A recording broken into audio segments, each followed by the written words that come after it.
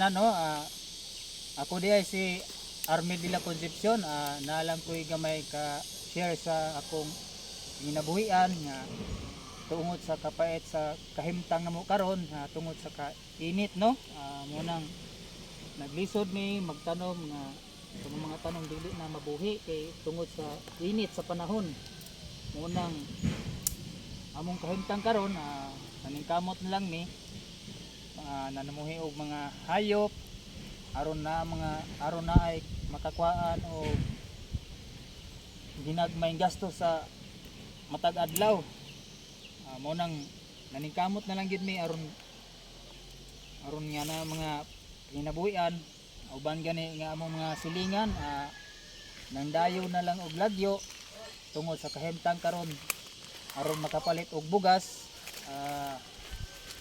Uban gani wala na ka survive og panarbaho kay tungod sa pagplite layo pod nya ang sildo gamay ra labi na sa pagpaliton karon sa bugas puting mahala. Muna nga tungod sa among pagpaningkamot na namuhi na lami og mga manok anay mga baboy dayon kabaw dayon namaton po mi og kanding aron nga naay mga ginagmayng supply sa among pagkinahanglan sa matag adlaw.